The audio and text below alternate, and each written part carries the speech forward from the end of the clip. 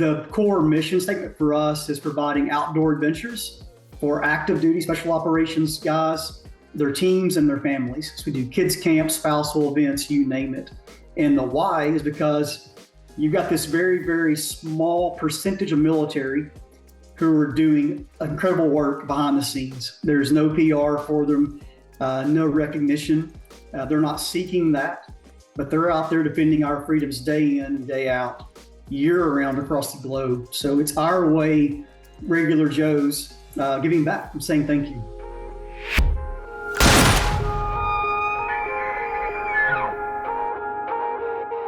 What is up, everybody? Mr. Sawyer Brielle to my right. Sawyer, it's been a minute. I'm back. You're back. You're back, baby. It's good to have you on. Yep. We're joined by Mr. Scott Graves virtually.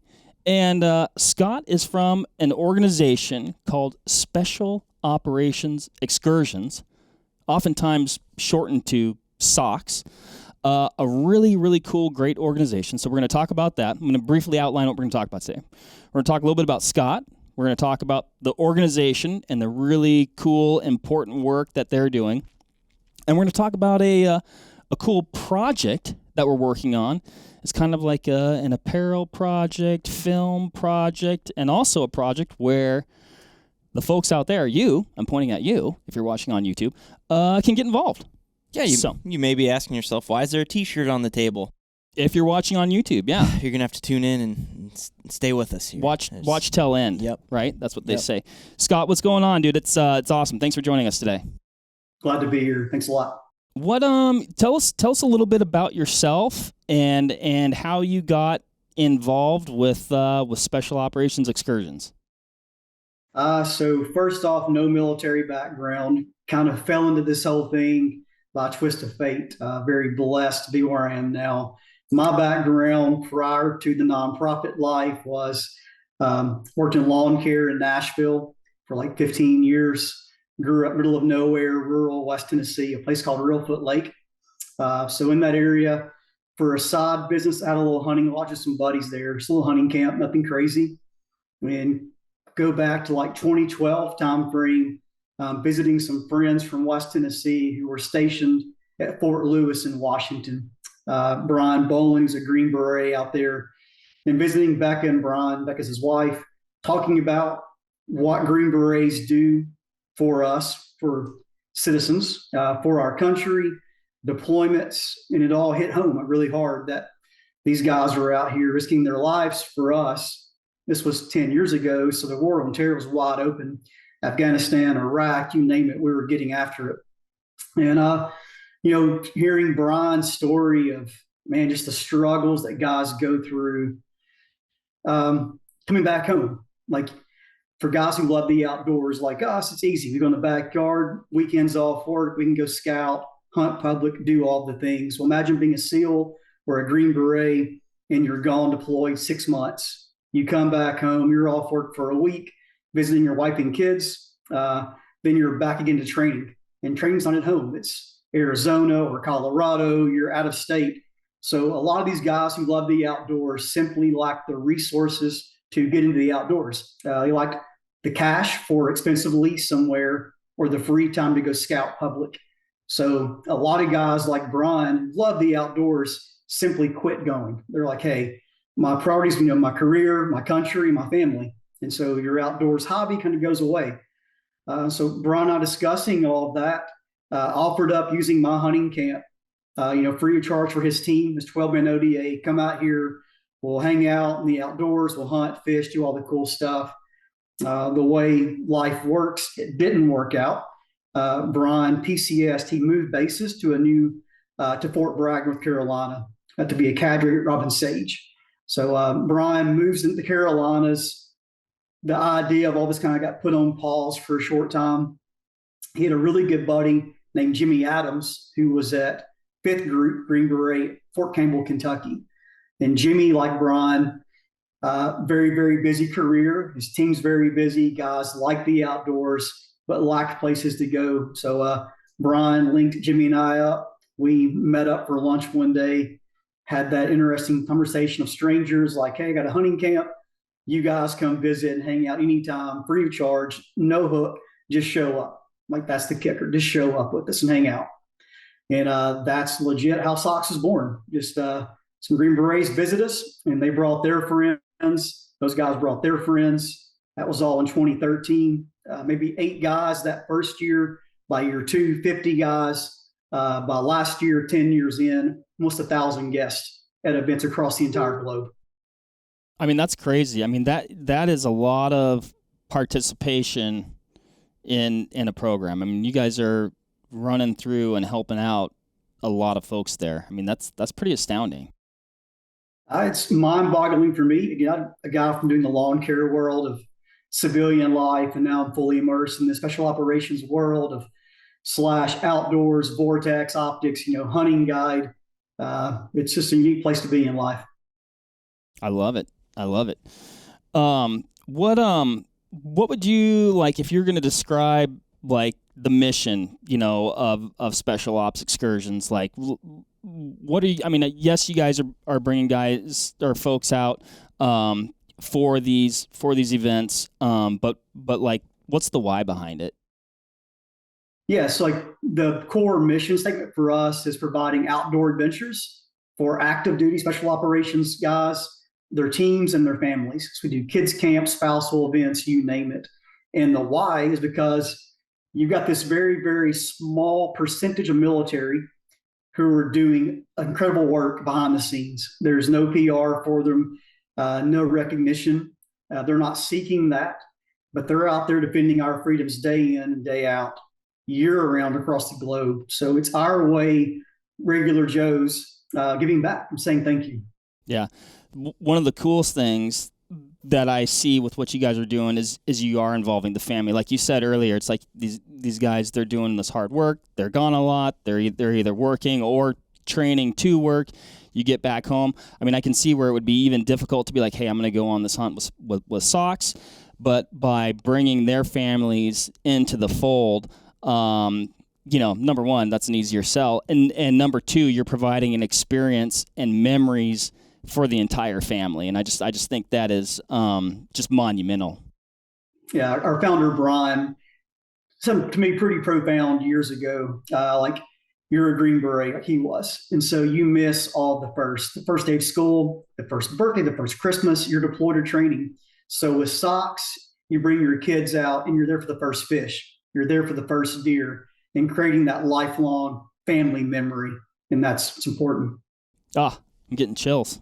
And you mentioned active duty, Scott. Out of those kind of ballpark 1,000 folks that you guys are taking out, are those all active duty? Are there some? They are. Yep. Because that's what I always thought was kind of unique. Because there are a great number of programs out there doing incredible things for veterans and their families, but you don't typically hear active duty getting support like you guys are doing. Is it unique kind of how you guys have structured that? It is, yeah. There are a few groups out there doing similar missions, but they may be an all-encompassing, active, retired, veteran, injured warriors, or Gold Star families. We focus on just the guys who are still in the fight, and we do it kind of a backwards way. There's not, guys will call me up looking for encounter events, but there's no real online calendar of things to sign up for. So what we do is the guys can call us and go, hey, I'm downrange country XYZ. I get back with my family, my team, like 1 December. I'm on leave for 10 days. Can me and the wife and kids come out and do an event on these dates? And we book their trip around their free time. And it's kind of a unique approach to it, meeting their white space and their free time because it is so limited. And I know you guys have a home base, but can you give us kind of an idea of how many locations throughout the country you guys are operating out of to take these folks on these experiences? Is it just a handful, or are you kind of going to them, or how does that work? So we do events currently about 25 states in the U.S. We're in Alaska, Canada, African safaris. These are all, again, for our guys, free trips. Kind of the way it's worked, oddly enough, over the last 10 years. Say you're a SEAL, you grew up in Iowa or somewhere. You retire out, you go back home. These guys will call me up. Hey, you took me out on my first duck hunt 2 years ago. Now I want to guide pheasant hunting on my family ranch every fall. And we've grown that way very organically. As folks who are already in the fold and know the S.O.C.S mission, know how it works. They get it. And now they're our biggest volunteers, as well as big outfitters too. Like we do, a lot of outfitters call us up and will donate their unbooked days to our program. We kind of cover logistics and get the guys there. Then the outfitter will cover the hunt, the lodging, the meals. And we can always ship up gear as well. Like Vortex, for instance, we have like a 4 loaner kit for big game hunting. So if we have guys going out west for a trip, we can give them a loaner gun, loaner optics, bino, spotting scopes, all the good stuff they need for a successful trip, with an outfitter or public land, whatever it might be. And I think that the way you guys have set it up and the buy-in you've got from people who have participated in the program is really smart for a couple of reasons, because you look at any reason why someone didn't hunt as much as they wanted the last year, obviously time, but access. Mm-hmm. Access is so critical, and especially for your guys who don't have the time or luxury to go out there and scout. And then I think the other thing is the buy-in and paying it forward. Mm-hmm. So you guys aren't hamstrung by, well, we've only got 2 places we can duck hunt, 1 we can deer hunt maybe, and 1 pheasant place. Like, you guys are just organically expanding that. Well, I'd say to me that's a huge testament to the impact that these events are having on the folks who get to participate on their lives, and how meaningful of an experience that it was, that when they have time, they're like, yep, this is a big deal. This is important. I want to be a part of it. I want to be able to, pass something similar on to somebody else and help them out. Mm-hmm. I just think, like I said, I think that's just a huge testament to what you guys are putting together and how it's impacting the folks. How, like, what are some, maybe examples may not be the right word, but like, how would you say these experiences, are impacting the lives of those who get to participate and their families? And I guess I'd also say the lives of the people who are, I guess, putting on the experience. Mm-hmm. Yeah, I mean, in my mind, for my story is it's changed my life forever. I worked civilian world for my entire adult life. I could not go back to that world now. Like, I'm so working with the best of the best. Their guys, their morals, their values, they're polite. I mean, it's just, they're phenomenal people. And I know for a fact we've saved lives. You hate saying that. We're not here to, preach that, but, guys go through struggles. They do with their job. And the outdoors can save you. And you guys know that. I know that. I've seen it save marriages. I've seen dads and their kids on a fishing trip, and dad's losing it, bawling behind a truck somewhere. And like, hey, what's wrong? I've been gone for 3 years, traveling nonstop. This is my first time with my son in years, and we're fishing together. Like, that's impactful. So you have that aspect of it. Plus, you have the volunteers, the guys who take these boys out. Like this last week, we were in the Dakotas with Flatland Flyaways. It's like Alex and his family take guys out for us, fairly often. And I know for Alex, it's kind of our running joke. Our best friends are all military guys we talk to all the time. You come out for a week, you hang out together, but you leave as best friends. And that's big time important. Man, that's huge. Yeah, I mean, even just hearing you, talk about it, and I mean, like, I'm getting emotional just hearing, you express, how the impact that it is having on people. It's just incredible. So it sounds like a little bit of serendipity, Scott, as far as how everything started, but how did you guys kind of land and continue to focus on like the Green Berets and some of the more of the special forces type of community? Because again, kind of that theme of something you don't hear a lot about is some of the programs specifically for those people. Like, I'm sure it's by design, but I mean, those guys are kind of just ghosts, man. Like they're among us, but we have no idea. Yeah, and like with that, so the reason we're kind of Green Beret, SEAL, MARSOC, AFSOC focused, our founders were all Green Berets, Jimmy and Brian and the guys. So I didn't at all know their world, but as I entered their world with this program, at that time still unnamed, just giving back, doing my part. The thing was, they're like, hey, our guys are in the fight, hardcore. And think about, Navy SEALs, what those guys do. You've watched movies, read the books. They're everywhere all the time, and they're getting after it.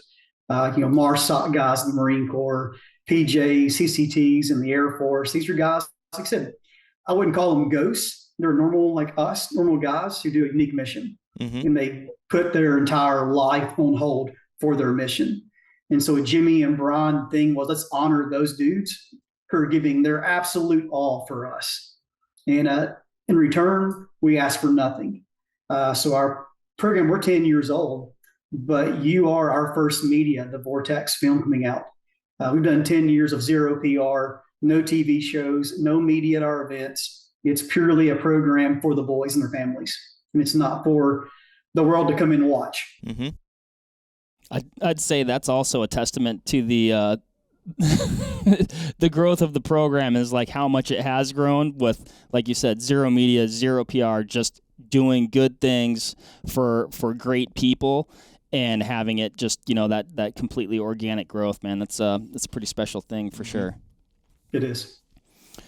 What about, speaking of media then, maybe this is a nice transition. We'll be having a cool piece of media come out here in the near future / somewhat congruently with this podcast. Sawyer, maybe you and Scott can talk a little bit about that. For sure. I mean, this is a project that I haven't seen the room light up like it did in a long time. Like, we're all very passionate about what we do. I love working here. I love the stuff I do on a daily basis. This is the stuff that gets me up in the morning. So I think everyone is just so fired up for this. And I think from a Vortex standpoint, we are very lucky to have the folks that we do that run our products, that interact with the brand. And when we're supporting stuff like this, one, it should never be about us. That's kind of the North Star. Like, if it doesn't check that box, like, we're not doing it. And it has to be tangible. It has to be something that is making an impact, that most importantly, the organization or the people, they can see and they can feel. It's not just going to be lip service. It's not just going to be, yeah, we wrote you a check. See you again next year. Hope you guys have a good year. It has to be more than that. And I think this is a really, really impactful project that we're super passionate about. So, I mean, Scott, hop in at any point, but I know you mentioned Flatland Flyways. So hunting will certainly play a role in all of this, because it's at the core of your program, obviously, among other things. But we worked with you guys and a gentleman by the name of Steven Spurlock on a film. We're still waiting on the first cut. I'm sure it'll be out. I don't know when this episode's coming out, but anxiously awaiting. Yes. But just seeing some of the clips and seeing the feedback and talking to Steven, we're incredibly excited to help put you guys out there a little bit more, because I know you're humble by nature. The people in the program are humble by nature. So it was an opportunity. In general, we are at Vortex as well, which is probably... Yes, it's very hard to talk about things sometimes. Yes, that's a good way to put it. Maybe we didn't get the best group together to do this. Yeah, right? Like, you talk about it. No, you talk about it. But it's just an opportunity to show the world what you guys are doing, because it is a story worth telling. And it does two things. One, it's more appreciation for you, Scott, and the folks in the program.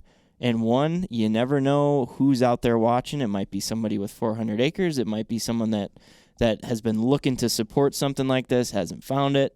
It might be a guy that is just re-entering civilian life and is looking for a release or looking for something that's going to help. So it's like multi-pronged, but man, this is a story we got to tell. Like, that has been the gist of it from the start. Like, this is incredible. How do we tell this story? Exactly. And sorry, you mentioned earlier, like, just even, access and opportunity for a person looking to get into the outdoors, but you touched on another access thing a second ago. It's like, people out there, they want to help, right? And they have similar things in their heart that you did, Scott, but they don't have that outlet. And I think, like you said, sorry, just building some awareness around this program, it's definitely, could be, the entry point into, finding that outlet. So kind of home base is going to be the film that we're working with Scott and his team on, and Steven and his team on. So that'll be coming out. You'll be able to watch it on YouTube, anything else that we launch. Obviously, we're going to be working directly with you guys on that, but I think that's not fair. Another very exciting piece of it is, Mark, if you would like to do the honors. Well, I will address the T-shirt in the room, and I'll hold it up, and maybe MC Ryan might even interject a graphic in here some point. But I guess this is the back of the shirt. So, and this is the front of the shirt. Yep. So the story behind this, we got connected up with a gentleman by the name of Billy. He has an Instagram account called Tactical Doodles. Does some very incredible work on the artwork side. Definitely check that out. But we were trying to think of what can we do that's unique, that's going to create a tangible benefit for Scott and his program. So how this is going to work is we're going to launch the film. Hopefully millions and millions of people are going to get familiar with S.O.C.S. And Scott, you'll be backed up on emails for 8 years. Yeah. Scott's like, I'm busy enough already. Yeah, right. It's like, no, I think I'm good. But it's too late to rethink this, Scott. You're in. But in tandem with that film launch, this is going to be a limited edition. When it's gone, it's gone.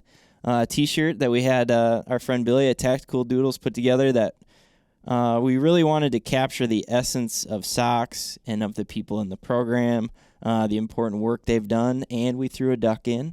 Obviously, is a little shout out to Alex at Flatland Flyways, but we wanted to capture all of those themes. And this is a very limited run, and all proceeds will go directly to S.O.C.S. Yep. All of them, 100%. So the film's really cool, the shirt's really cool, but at the end of the day, what's most important is that money going directly to S.O.C.S. to support their programs and all the great work they're doing. And it just happens to be a really awesome shirt. So. It's a really awesome shirt, and if you're watching YouTube, you might be able to see it, but the duck does have night vision, and I tell you what, man, if they get night vision, it's over. I'll never get one again. Mm-hmm. Are you hunting at night? No. Okay. I'm saying they wouldn't fly during the day, though. That's what I'm saying. Did Mark just report himself? Okay. No, this is not self-reporting. I'm saying they would have no reason to fly during the day, Sawyer. We'll leave during legal hunting hours, Sawyer. We'll leave it at that. But Scott, I can shut up for a second. I definitely want your perspective on this too.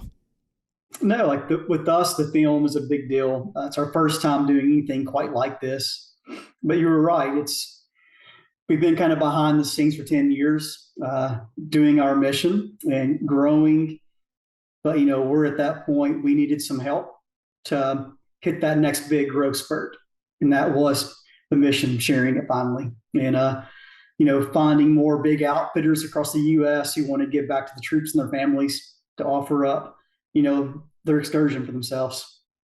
It's going to be a huge success, and getting the mission out there and letting the Green Berets, Brian, Jimmy, Corey, and Josh, really tell their story, which is important as well.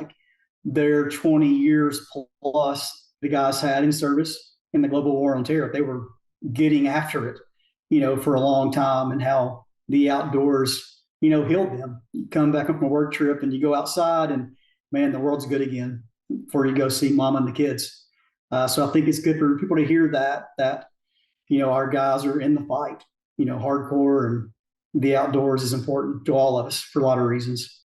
It really is. I cannot claim to have any life experiences even remotely close to what these guys have been through. But I can say, just from my own personal experiences, I never find more clarity than when I'm hunting or fishing. And so, like you said, the healing power of the outdoors, I don't know. There's just something just truly, organic and grounding, and it's an amazing place. And you guys are providing some amazing experiences to help folks out. That's for sure. But outside of the shirt program, Ryan, or Sawyer, sorry, I was looking at Ryan. Where else can folks find out a little bit more about S.O.C.S. and if they just want to make a donation? Sure. So our website is specialopsxcursions.org. On the excursions, there's no E, it's just the X, CURSIONS.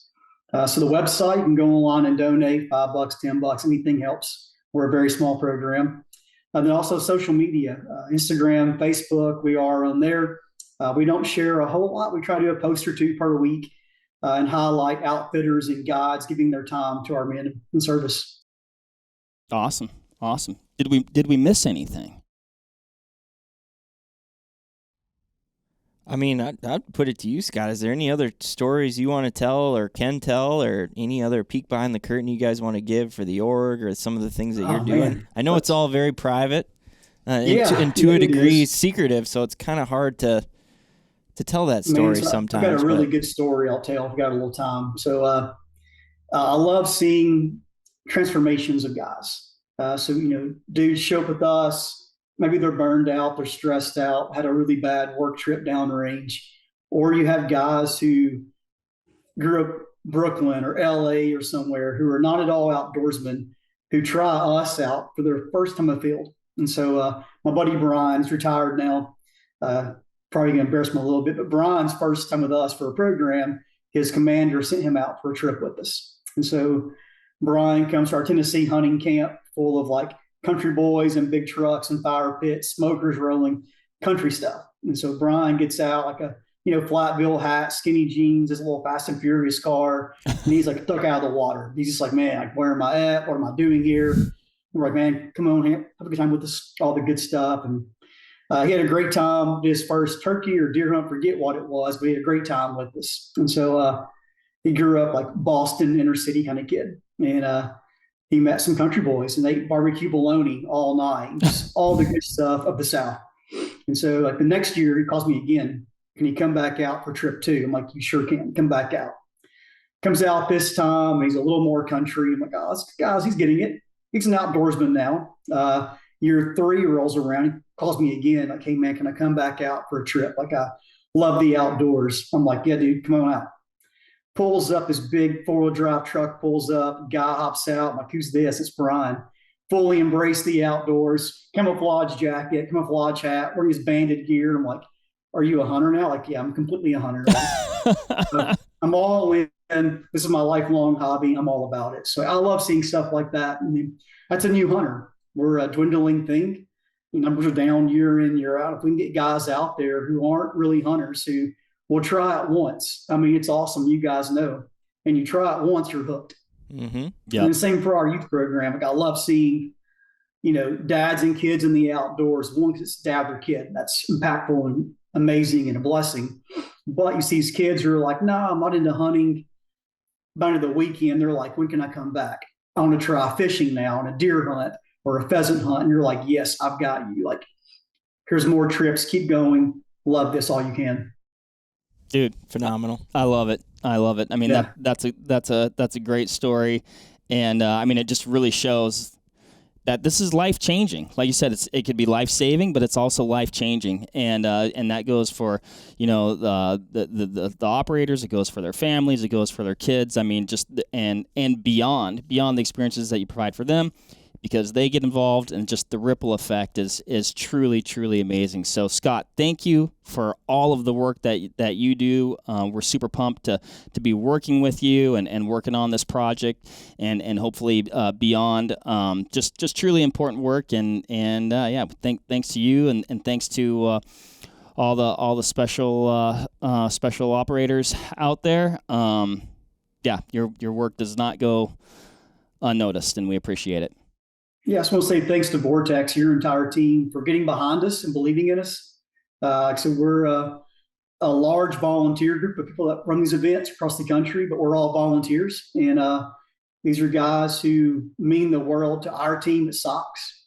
Well, like Alex at Flatland. They give up their lodges, their time for the troops and their families year in, year out. And without the volunteers, there's no program.